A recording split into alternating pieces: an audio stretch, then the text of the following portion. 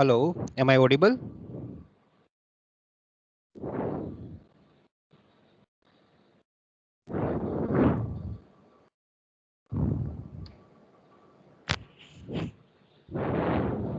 Sir, you are audible. Okay.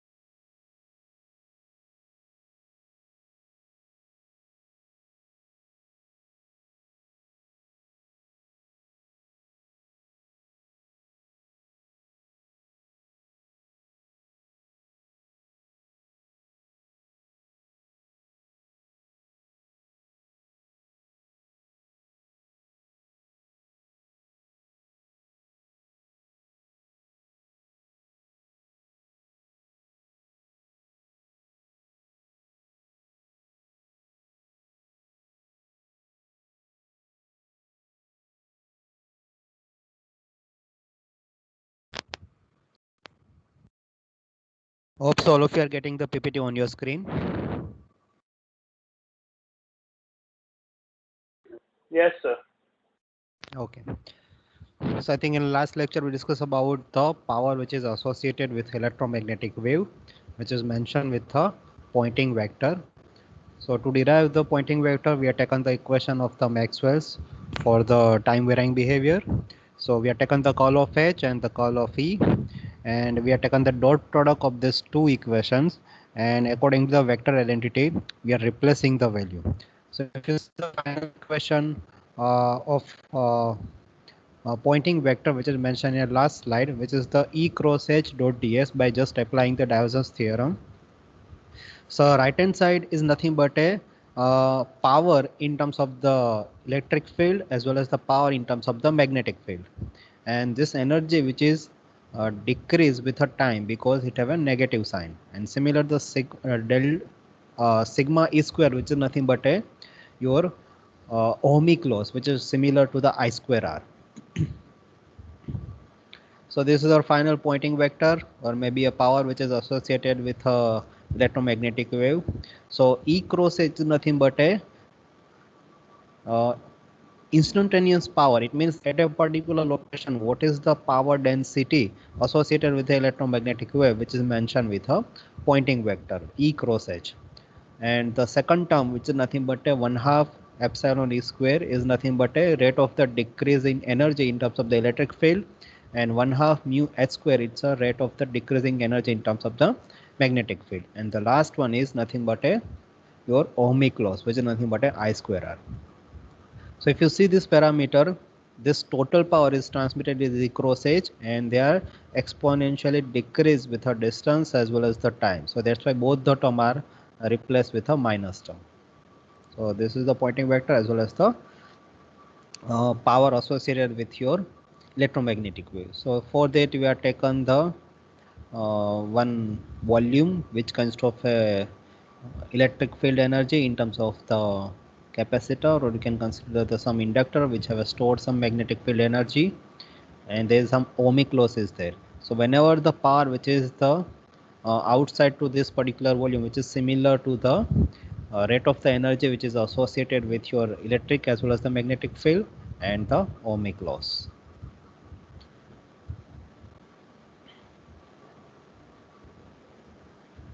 And the next part we are discussing about whenever you are transmitting this electromagnetic wave for any particular medium.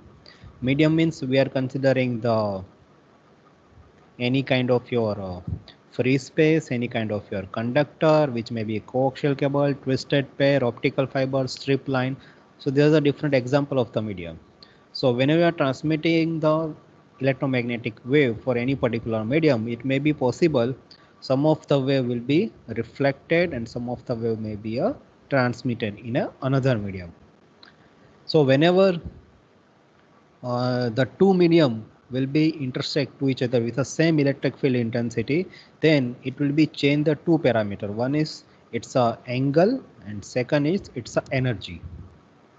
So what we are doing, we are trying to find out the some reflection for the normal incidence where there is a two medium will be interface, and we are transmitting the one wave from one medium to the another one.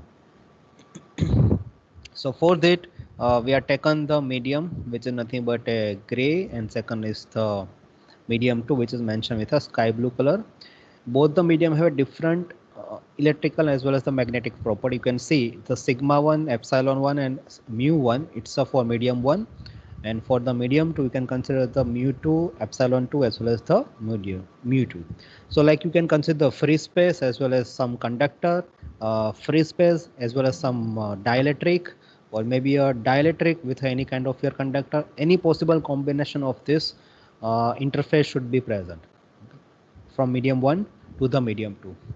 Now whenever you are transmitting the any EM wave 1 to the medium 2, there is a chances to change the angle as well as the electric field. So to understand this phenomena, what we are doing, we are taken one wave which is transmitted in a z direction, positive z direction, and both the medium have a similar layer terms of the electric field. So you can identify the z greater than 0 as well as the z less than 0, the medium will be separate out. Now we are transmitting some wave which is mentioned with an incident wave. In a gray color you can identify there is some incident wave is nothing but you are transmitting some waves as a input signals from medium 1 to medium 2. But see, whenever the medium is changed from gray to the sky blue, or maybe your medium 1 to medium 2, there is a two possibility: either they are penetrate the medium or either they are reflect from the medium. Okay, so that's why in a medium 2 you are also getting some transmitted wave, and in a medium 1 you have another wave which is mentioned with a reflected wave. So in a medium 1 there is the two possible wave, one is incident and second is the reflected waves. And for the medium 2 there is only possible it's a transmitted wave. Now any particular signals or any particular wave or any particular vector which can be represented with the two components, tangential plus the normal components. So right now if you see incident wave have a EI. EI is nothing but what? EI for the incident wave and H for the magnetic field for the incident wave. Clear? And similar, the ET is nothing but a word, it's for the transmitted, and HT for the transmitted, and ER for the reflected, HR for the reflected, for both the field, electric as well as the magnetic field. Okay. Now we have derived the equation for the incident wave. So for that you can identify whenever the wave is transmitted in the z direction, it has some magnitude. That's why it is a EI0, because I is for the incident. And e raised to minus gamma 1 z. Why? Because first of all they are moving the wave in a which direction? From incident wave. So that's why they are exponentially changed. So the term which is multiplied with e raised to minus gamma 1 z, which have a component which is the x direction. Same way for the magnetic field incident wave, which is nothing but a magnitude part is HI0, I is for incident, both the waves are similar in terms of the medium waves. That's why it is e raised to minus gamma 1 z.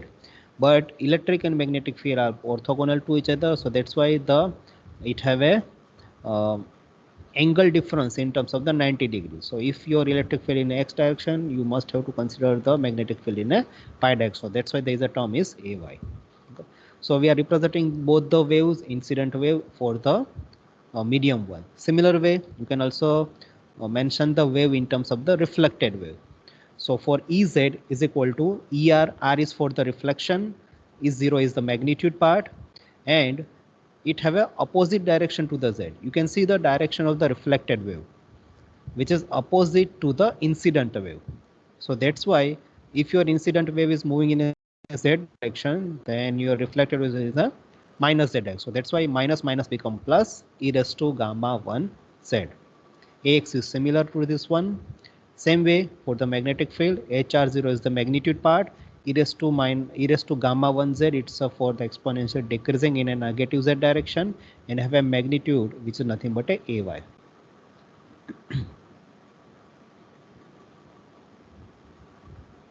And similar for the transmitted wave. Now for transmitted wave, you can see medium is changed. Initially it's for medium 1, now it is for medium 2.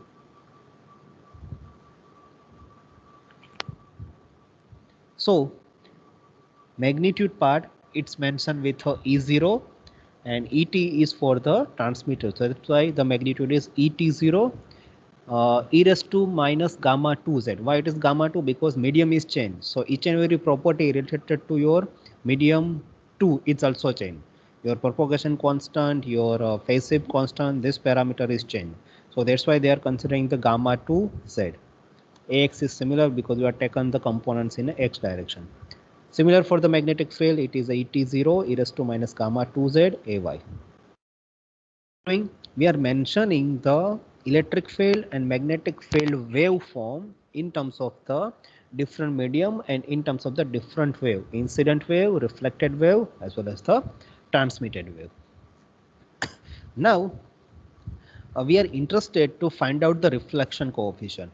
Okay, how should I know whenever you are transmitting the some power? Suppose assume you have some free space and you have some prism, and you are transmitting some light signals. Okay, light has some intensity, so I can measure the some power values also. Whenever you are transmitting these particular waves, it will be chances for the reflection. So whenever it is a reflected, can I identify the power associated with the reflected waves, or maybe power which is associated with the transmitted waves? So how can I identify? Based on the reflection coefficient.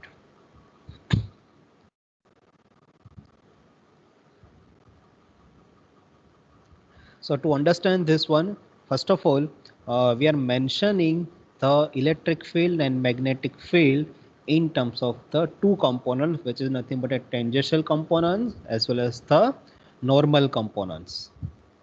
We are mentioning the tangential components as well as the normal components. So first of all, you can mention the medium one, which is transmitted the E1. E1 is your total electric field, which have a two components, EI and ER. Why it is this one? You can see in this figure, how many for the medium one, how many electric field component is present? Can anybody give me the answer?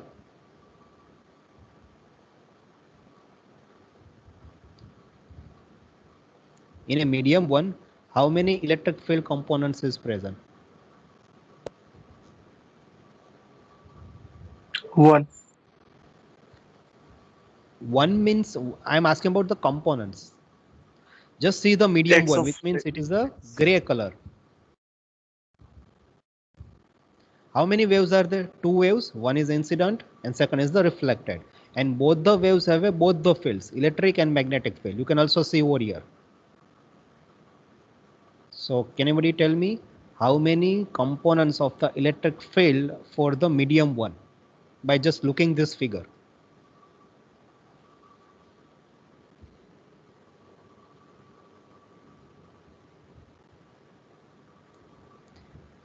You can see incident have a EI and reflected have a ER.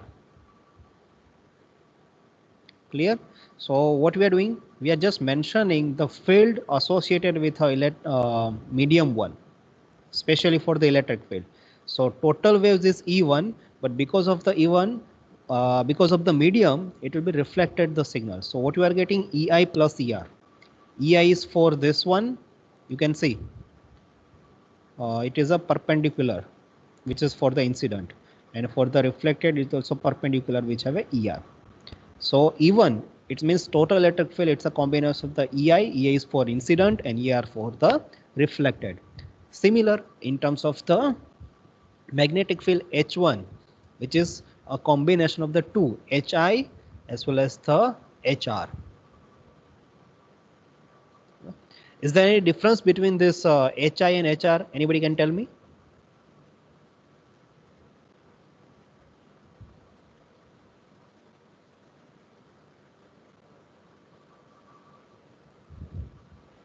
You can see HI is mentioned with a dot with a circle, and HR is mentioned with a cross with a circle.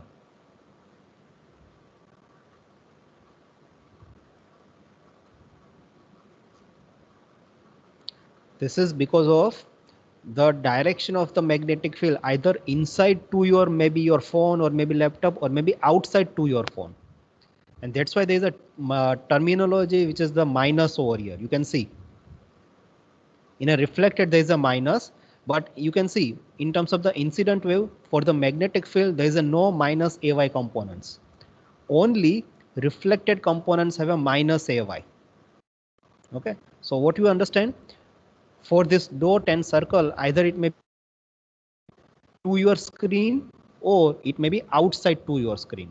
So suppose for the incident wave you are assuming your wave which is the inside to your screen, then for reflected wave the magnetic field which is the outside to your screen.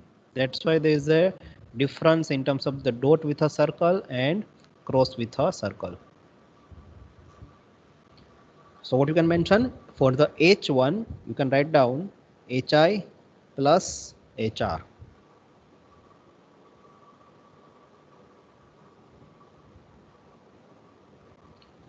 Now for the medium 2,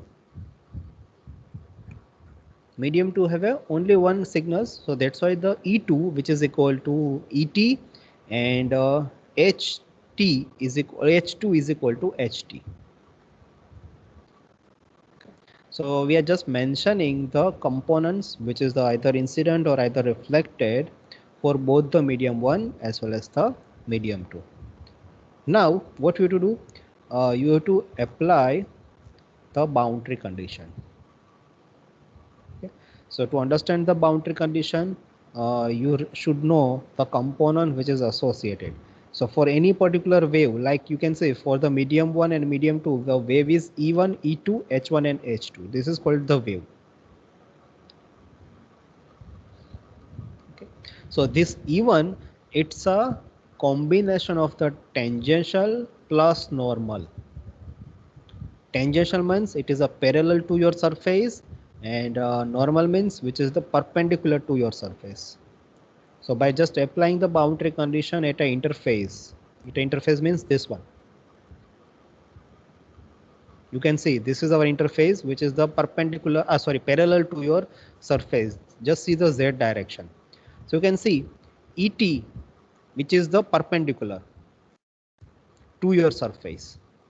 This is nothing but your transmitted waves. Clear? So what they are mentioning, by applying the boundary conditions, E1t which is equal to E2t, which is nothing but your tangential components, and H1t which is similar to the H2t.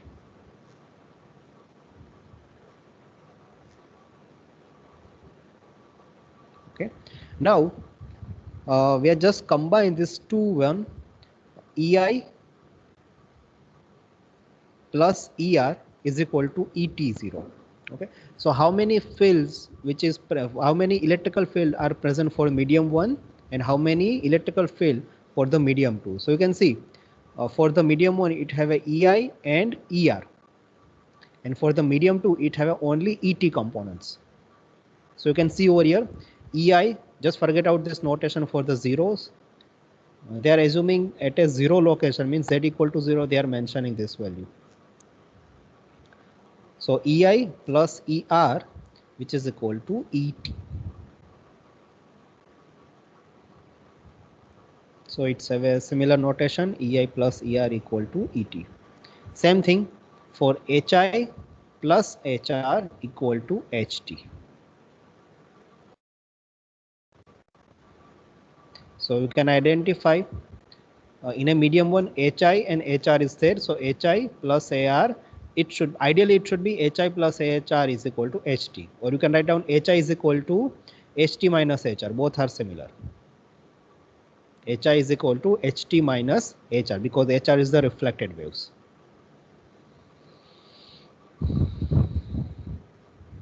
Now, if you see the magnetic field components, and they are converted in terms of the electrical field by just taken the intrinsic impedance which is equal to eta 1. So what you can write down, instead of the HI, you can write down it's a EI divided by eta 1, because HI is the field for the medium one. That's why they are divided with a eta 1. Okay. Similar for the ER, but see the direction. HI and HR both are not similar. HI with a dot is the cross with a circle. So suppose assuming this is direction is the y direction, because x is this perpendicular, z is the direction of the propagation, and y is nothing but your movement of the signals for the specifically magnetic field which is in a y direction. So if HI which is in a plus y direction, then HR is the minus y direction. So that's why you can identify these components. You can see normally it HR4 is equal to ER divided by eta 1. But why it is minus? Because HI and HR both have a opposite direction.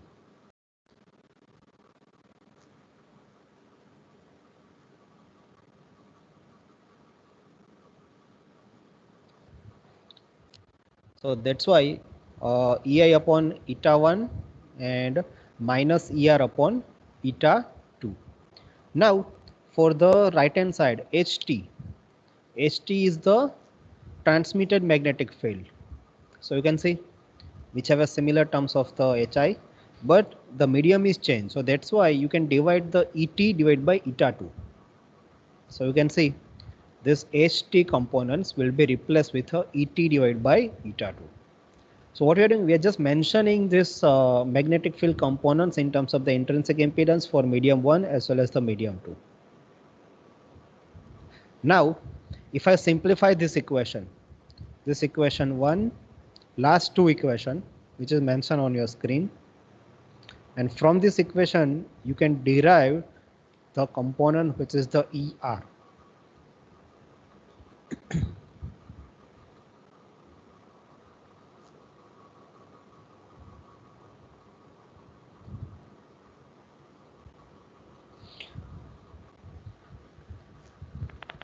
So somehow to simplify this value for this two equation, and we are trying to find out the ER as well as the ET.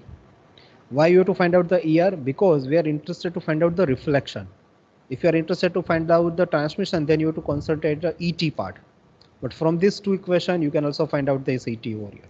So first of all, you can find out the ER0 by solving this equation, and you are getting eta 2 minus eta 1 divided by eta 2 plus eta 1 is multiplied with a EI0. What is eta 1, eta 2? This is the intrinsic impedance for the medium 1 and medium 2, and EI is the electric field for the incident wave.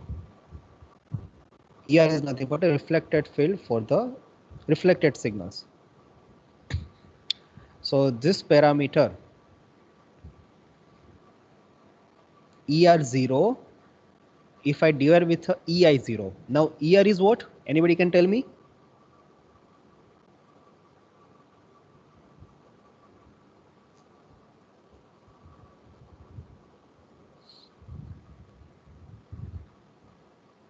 What is ER0 over here?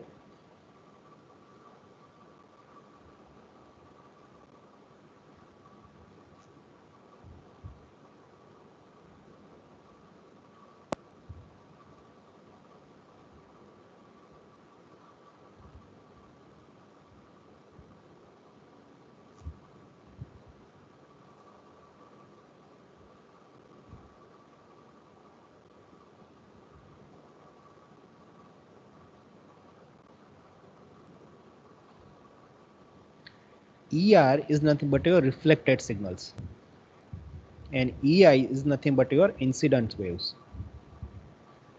So if I taking the 0 is indicate for what? This is for magnitude part. R is for reflection, 0 is for magnitude.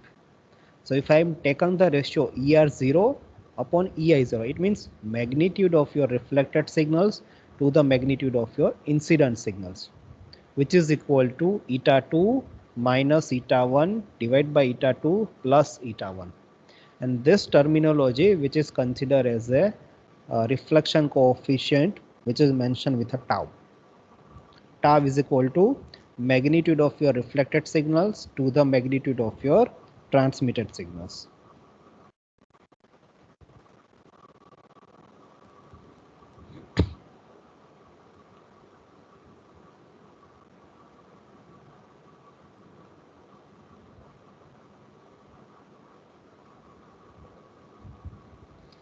Same way, if you see this equation, EI0 plus ER0 equal to ET0. Now we are interested to find out the ET0.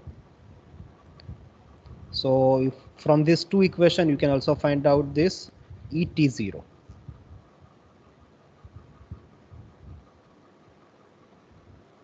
So ET0 is equal to 2 times eta 2 divided by eta 1 plus eta 2.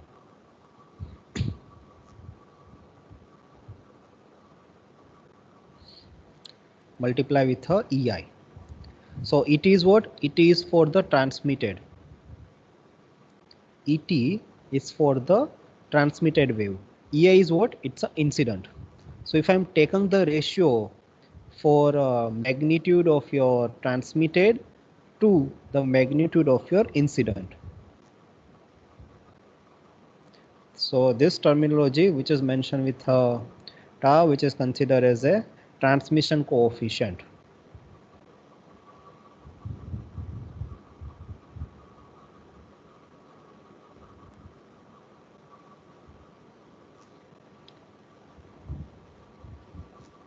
So this two parameters very essential for designing the any kind of your antenna structure or any kind of your conductor for the matching with transmitter circuit to the antenna, reflection coefficient as well as the transmission coefficient.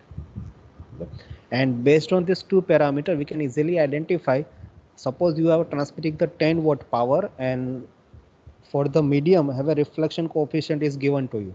So I can easily identify this medium will be reflect the power is this much.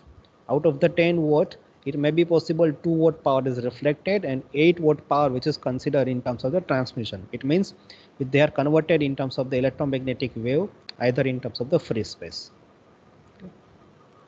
So these are the two important parameters. One is the reflection coefficient and second is the transmission coefficient.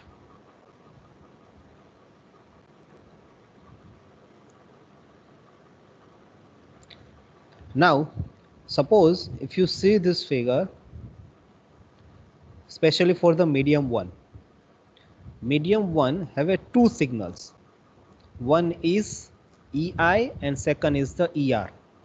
Both the signals are in the same direction. It means they are moving in a negative Z direction, but the component is X. Component which is nothing but a X. Okay. So if the two signals have a same medium, definitely it will be added or it may be subtracted depending upon the amplitude level and depending upon the phase.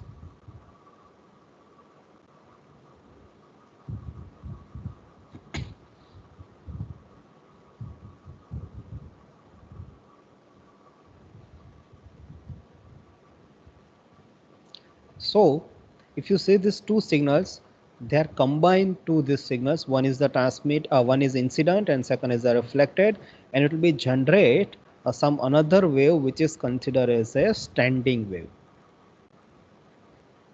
The name which is considered as a standing wave. Okay. Now if you see the meaning of the standing wave, standing is nothing but the wave is stand with, they are not exactly travel, because it's a combination of these two wave. One is incident and second is the reflected. Okay. Standing means they are not travel with a distance. the shape of this particular signal is similar to the sine wave, but there is a fixed location, okay, which is not similar to the incident wave, which is not similar to the transmitted wave, which is not similar to the reflected wave. So we are adding the one new word which is considered as a standing wave. So standing waves is they are not travel with a distance, but they are combination of the two signals. One is incident and second is the reflected. So in the next lecture, we are trying to find out the wave which is associated with a standing wave and the mathematical equation of the standing waves. So you can easily identify over here, standing means they are not travel with a distance. Okay, it means there is a no term related to your time. If you see the mathematical equation of the standing wave, there is a no term which is associated with a time, and you can easily identify these signals over here and just give the overview. This is the mathematical equations of the standing wave, where the 2ei0 is the magnitude part, sine beta 1z, it means it have a phase shift constant, sine omega t, which is nothing but a sum, uh, time related term, which is nothing but a sine wave, and this is ax. So this is the pattern of the standing wave, and you can easily identify standing wave which is moving in a opposite direction. It means the same direction where your reflected wave is there. So ideally you have to generate the standing wave, or you have to reduce the standing wave.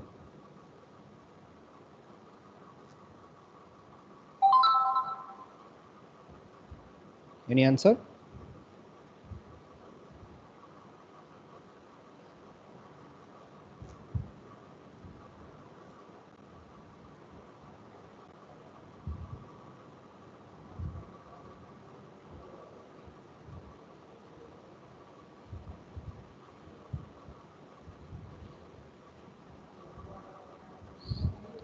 So basically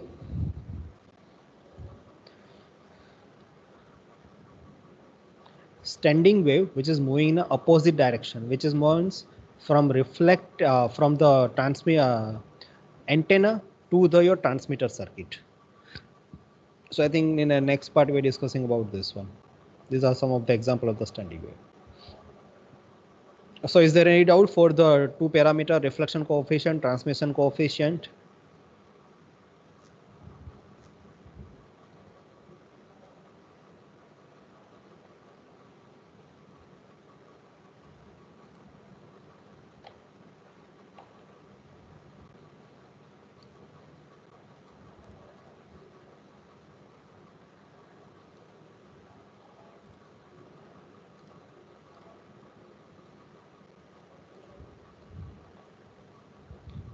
Okay, your lecture is finished now.